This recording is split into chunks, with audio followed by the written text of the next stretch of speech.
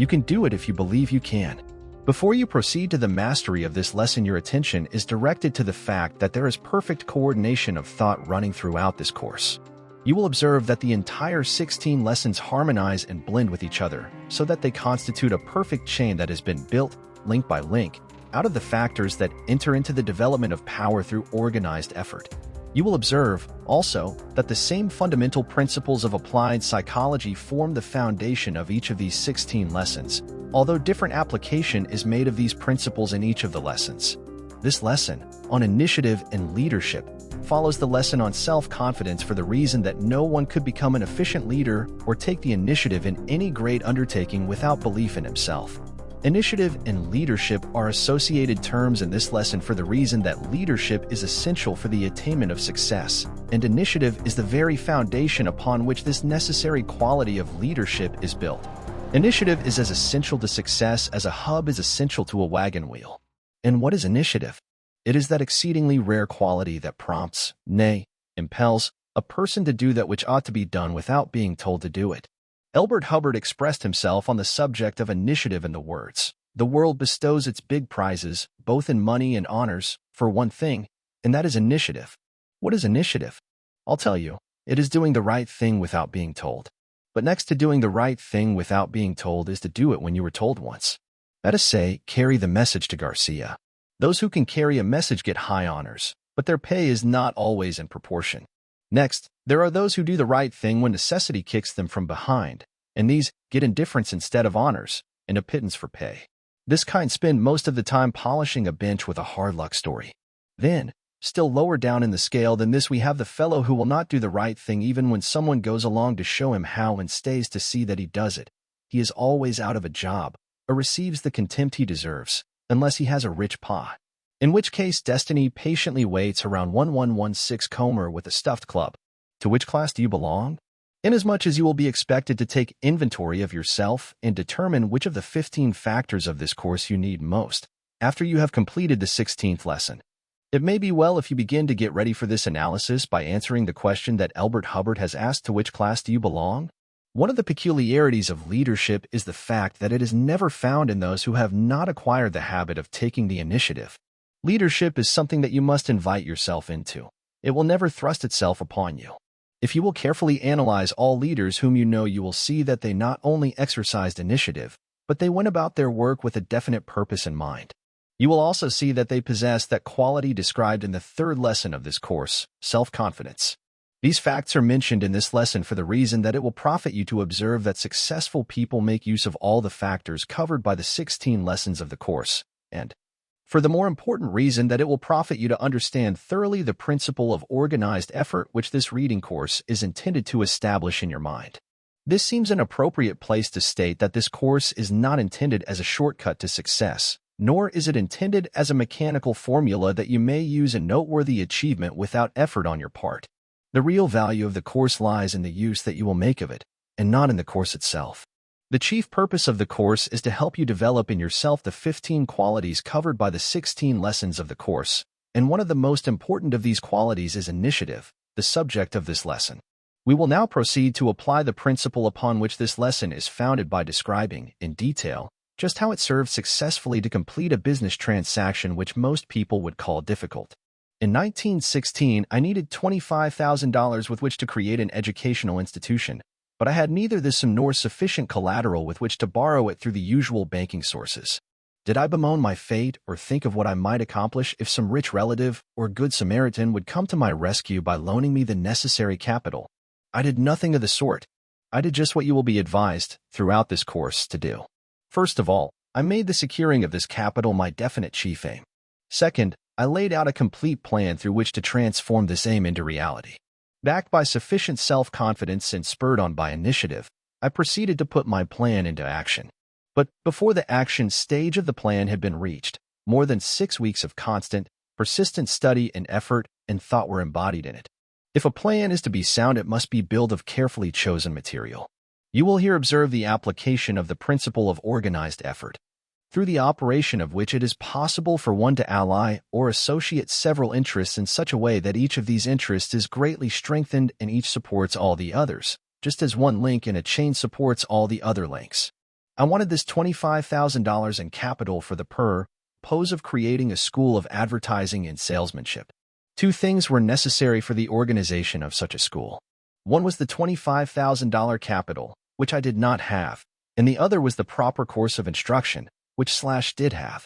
My problem was to ally myself with some group of men who needed that which I had, and who would supply the $25,000.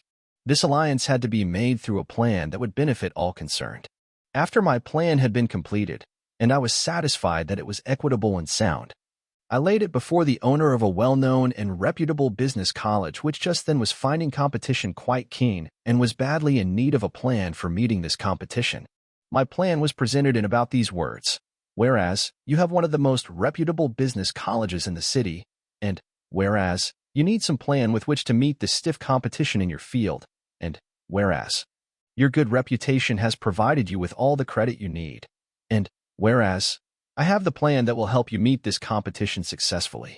Be it resolved that we ally ourselves through a plan that will give you that which you need and at the same time supply me with something which I need. Then I proceeded to unfold my plan further. In these words, I have written a very practical course on advertising and salesmanship. Having built this course out of my actual experience in training and directing salesmen and my experience in planning and directing many successful advertising campaigns, I have back of it plenty of evidence of its soundness. If you will use your credit in helping market this course, I will place it in your business college as one of the regular departments of your curriculum and take entire charge of this newly created department. No other business college in the city will be able to meet your competition, for the reason that no other college has such a course as this. The advertising that you do in marketing this course will serve, also, to stimulate the demand for your regular business course. You may charge the entire amount that you spend for this advertising to my department, and the advertising bill will be paid out of that department, leaving you the accumulative advantage that will accrue to your other departments without cost to you. Now, I suppose you will want to know where I profit by this transaction, and I will tell you.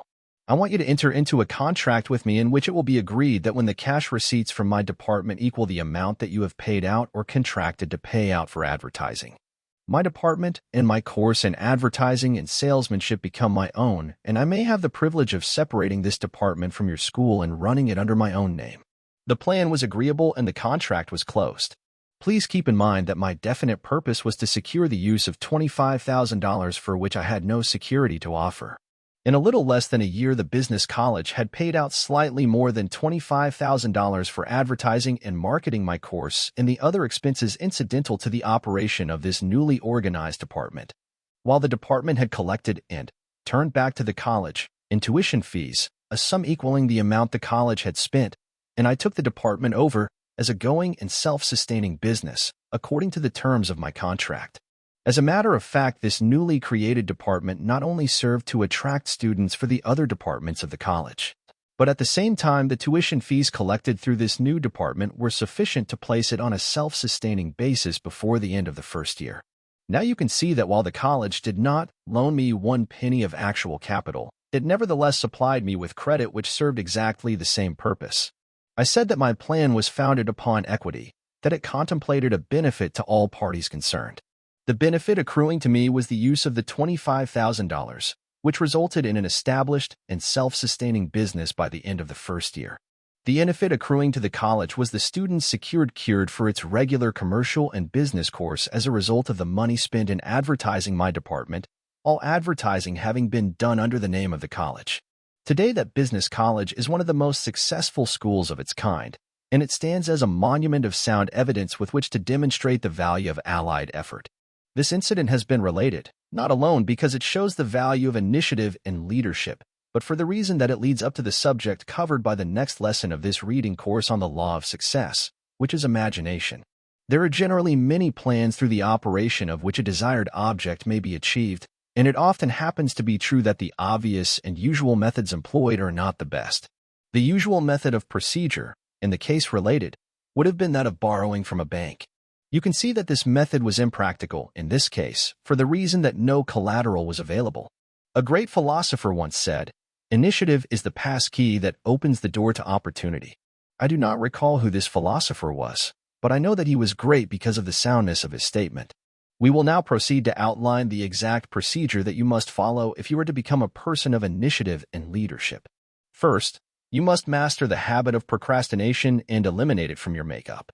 This habit of putting off until tomorrow that which you should have done last week or last year or a score of years ago is gnawing at the very vitals of your being, and you can accomplish nothing until you throw it off. The method through which you eliminate procrastination is based upon a well-known and scientifically tested principle of psychology which has been referred to in the 2 preceding lessons of this course as autosuggestion. Copy the following formula and place it conspicuously in your room where you will see it as you retire at night and as you arise in the morning. Initiative and leadership. Having chosen a definite chief aim as my life work, I now understand it to be my duty to transform this purpose into reality. Therefore, I will form the habit of taking some definite action each day that will carry me one step nearer the attainment of my definite chief aim. I know that procrastination is a deadly enemy of all who would become leaders in any undertaking, and I will eliminate this habit from my makeup by A. Doing some one definite thing each day that ought to be done, without anyone telling me to do it. B. Looking around until I find at least one thing that I can do each day that I have not been in the habit of doing, and that will be of value to others, without expectation of pay. C. Telling at least one other person each day of the value of practicing this habit of doing something that ought to be done without being told to do it. I can see that the muscles of the body become strong in proportion to the extent to which they are used. Therefore, I understand that the habit of initiative also becomes fixed in proportion to the extent that it is practiced. I realize that the place to begin developing the habit of initiative is in the small, commonplace things connected with my daily work. Therefore, I will go at my work each day as if I were doing it solely for the purpose of developing this necessary habit of initiative. I understand that by practicing this habit of taking the initiative in connection with my daily work, I will be not only developing that habit, but I will also be attracting the attention of those who will place greater value on my services as a result of this practice. Signed, regardless of what you are now doing. Every day brings you face to face with a chance to render some service, outside of the course of your regular duties, that will be of value to others. In rendering this additional service of your own accord, you of course understand that you are not doing so with the object of receiving monetary pay. You are rendering this service because it provides you with ways and means of exercising, developing and making stronger the aggressive spirit of initiative which you must possess before you can ever become an outstanding figure in the affairs of your chosen field of life work.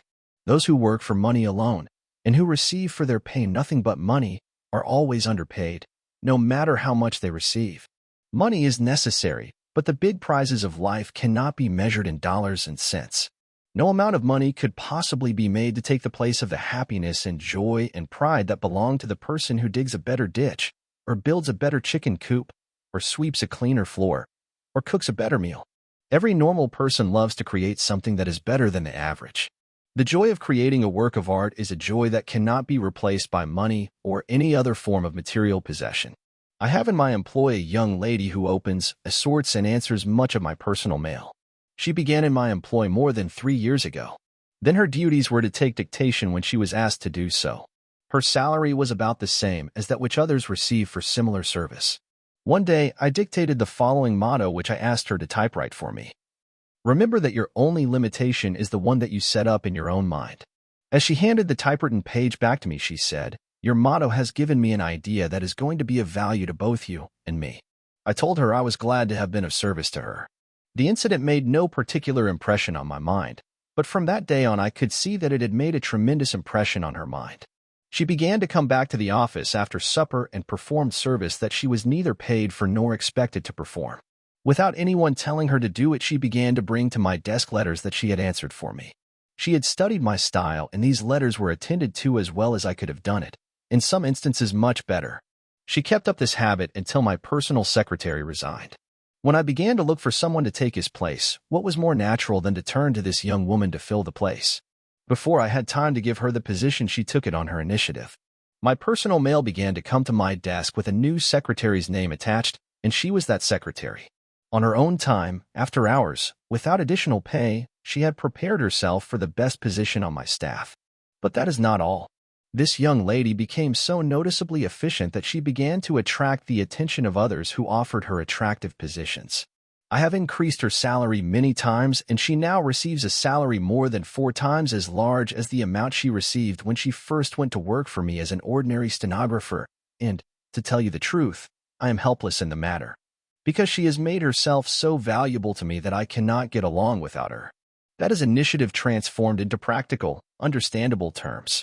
I would be remiss in my duties if I failed to direct your attention to an advantage, other than a greatly increased salary, that this young lady's initiative has brought her. It has developed in her a spirit of cheerfulness that brings her happiness which most stenographers never know. Her work is not work, it is a great interesting game at which she is playing. Even though she arrives at the office ahead of the regular stenographers and remains there long after they have watched the clock tick off 5 o'clock and quitting time, her hours are shorter by far than are those of the other workers. Hours of labor do not drag on the hands of those who are happy at their work. This brings us to the next step in our description of the exact procedure that you must follow in developing initiative and leadership. Second, you of course understand that the only way to get happiness is by giving it away to others. The same applies to the development of initiative. You can best develop this essential quality in yourself by making it your business to interest those around you in doing the same. It is a well-known fact that a man learns best that which he endeavors to teach others. If a man embraces a certain creed or religious faith, the first thing he does is to go out and try to sell it to others. And in exact proportion to the extent to which he impresses others does he impress himself. In the field of salesmanship, it is a well-known fact that no salesman is successful in selling others until he has first made a good job of selling himself. Stated conversely, no salesman can do his best to sell others without sooner or later selling himself that which he is trying to sell to others. Any statement that a person repeats over and over again for the purpose of inducing others to believe it, he, also, will come to believe, and this holds good whether the statement is false or true. You can now see the advantage of making it your business to talk initiative, think initiative, eat initiative, sleep initiative, and practice initiative. By so doing, you are becoming a person of initiative and leadership, for it is a well-known fact that people will readily, willingly, and voluntarily follow the person who shows by his actions that he is a person of initiative. In the place where you work or the community in which you live, you come in contact with other people. Make it your business to interest every one of them who will listen to you in the development of initiative. It will not be necessary for you to give your reasons for doing this, nor will it be necessary for you to announce the fact that you are doing it. Just go ahead and do it. In your own mind, you will understand, of course, that you are doing it because this practice will help you and will, at least, do those whom you influence in the same practice no harm.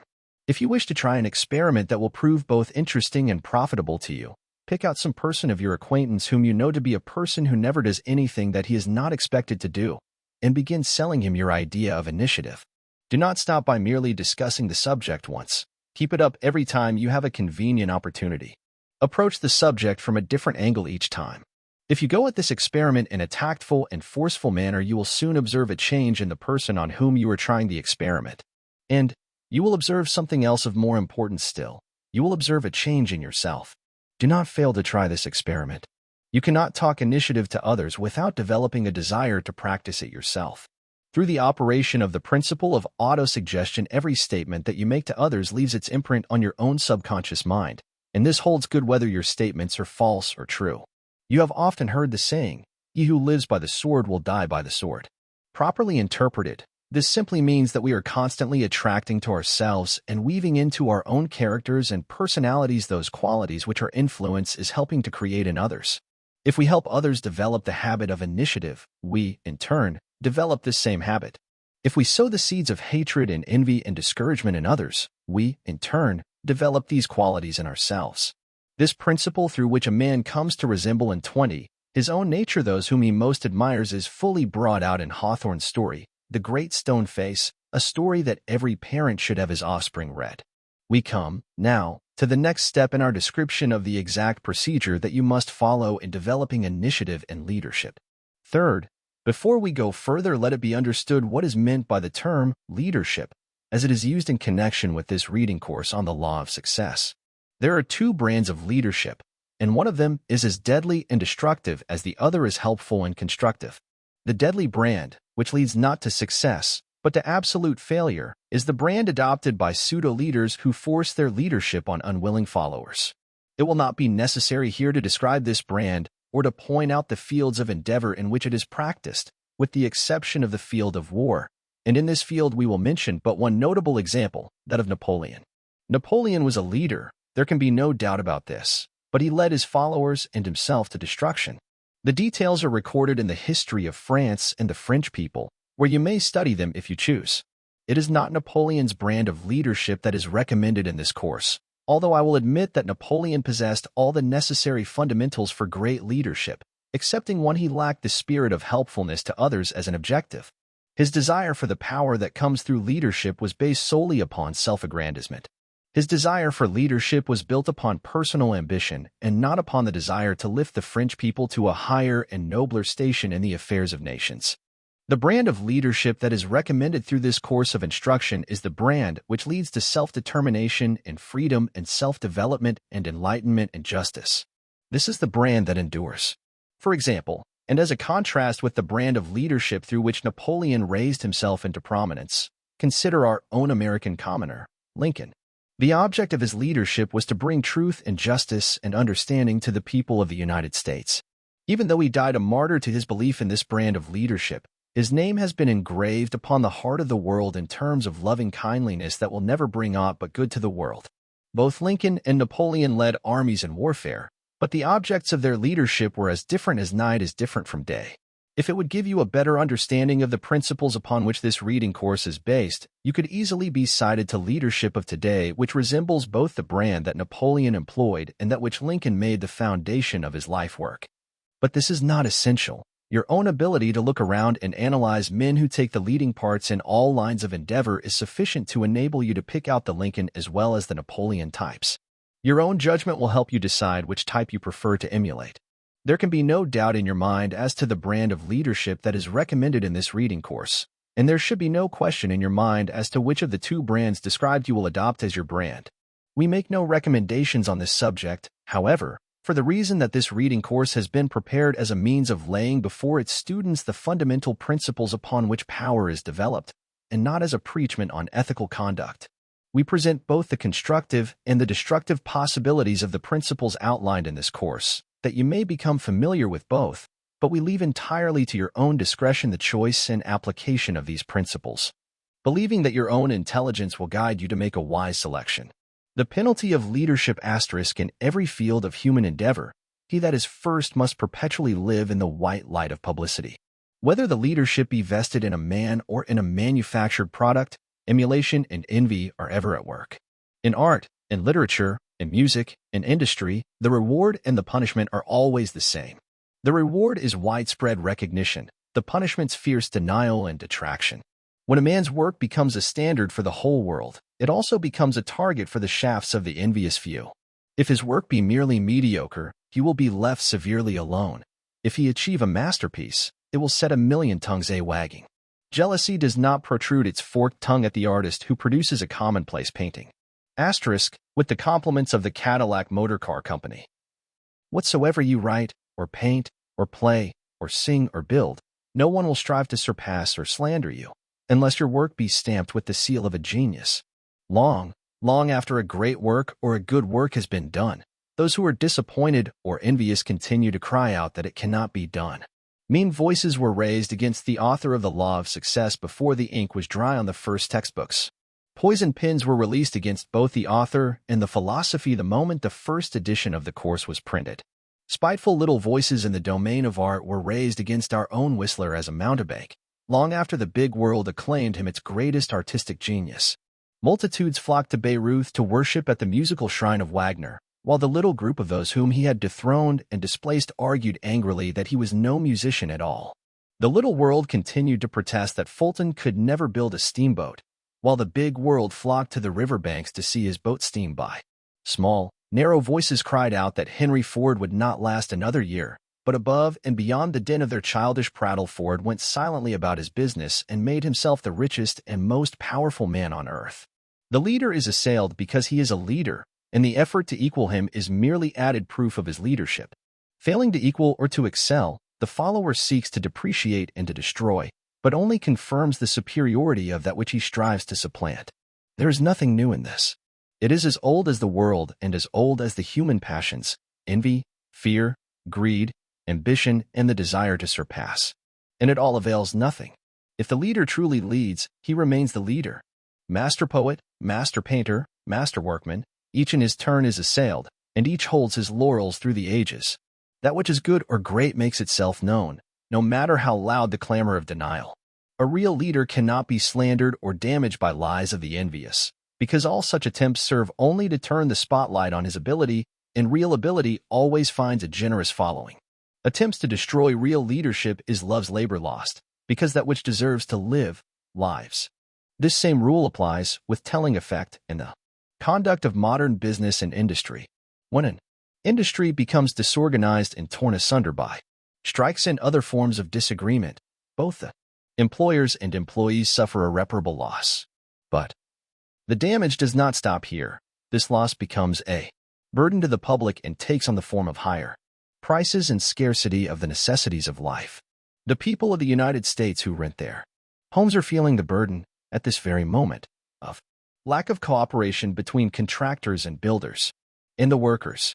So uncertain has the relationship between the contractors and their employees become that the contractors will not undertake a building without adding to the cost an arbitrary sum sufficient to protect them in the event of labor troubles. This additional cost increases rents and places unnecessary burdens upon the backs of millions of people. In this instance, the lack of cooperation between a few men places heavy and almost unbearable burdens upon millions of people. The same evil exists in the operation of our railroads. Lack of harmony and cooperation between the railroad management and the workers has made it necessary for the railroads to increase their freight and passenger rates, and this, in turn, has increased the cost of life's necessities to almost unbearable proportions. Here, again, lack of cooperation between a few leads to hardship for millions of people. These facts are cited without effort or desire to place the responsibility for this lack of cooperation, since the object of this reading course is to help its students get at facts. 29. It may be truthfully stated that the high cost of living that everywhere manifests itself today has grown out of lack of application of the principle of cooperative leadership. Those who wish to decry present systems of government and industrial management may do so, but in the final analysis it becomes obvious to all except those who are not seeking the truth that the evils of government and of industry have grown out of lack of cooperation. Nor can it be truthfully said that all the evils of the world are confined to the affairs of state and industry. Take a look at the churches and you will observe the damaging effects of lack of cooperation. No particular church is cited, but analyze any church or group of churches where a lack of coordination of effort prevails and you will see evidence of disintegration that limits the service those churches could render. For example, take the average town or small city where rivalry has sprung up between the churches and notice what has happened, especially those towns in which the number of churches is far out of proportion to the population. Through harmonized effort and through cooperation, the churches of the world could wield sufficient influence to render war an impossibility. Through this same principle of cooperative effort, the churches and the leaders of business and industry could eliminate rascality and sharp practices and all. This could be brought about speedily. These possibilities are not mentioned in a spirit of criticism, but only as a means of illustrating the power of cooperation and to emphasize my belief in the potential power of the churches of the world. So, 30. There will be no possibility of misinterpretation of my meaning in the reference that I have here made to the churches. I will repeat that which I have so often said in person, namely, that had it not been for the influence of the churches, no man would be safe in walking down the street. Men would be at each other's throat like wolves, and civilization would still be in the prehistoric age. My complaint is not against the work that the churches have done, but the work that they could have done through leadership that was based upon the principle of coordinated, cooperative effort, which would have carried civilization at least 1,000 years ahead of where it is today. It is not yet too late for such leadership, that you may more fully grasp the fundamental principle of cooperative effort. You are urged to go to the public library and read The Science of Power by Benjamin Kidd, out of scores of volumes by some of the soundest thinkers of the world that I have read. During the past 15 years, no single volume has given me such a full understanding of the possibilities of cooperative effort as has this book. In recommending that you read this book, it is not my purpose to endorse the book in its entirety, for it offers some theories with which I am not in accord. If you read it, do so with an open mind and take from it only that which you feel you can use to advantage in achieving the object of your definite chief aim. The book will stimulate thought, which is the greatest service that any book can render. As a matter of fact, the chief object of this reading course on the law of success is to stimulate deliberate thought, particularly that brand of thought that is free from bias and 31. Prejudice, and is seeking truth no matter where or how, or when it may be found. During the World War I was fortunate enough to listen to a great soldier's analysis of how to be a leader. This analysis was given to the student officers of the 2nd Training Camp at Fort Sheridan by Major C. A. Bach, a quiet, unassuming Army officer, acting as an instructor.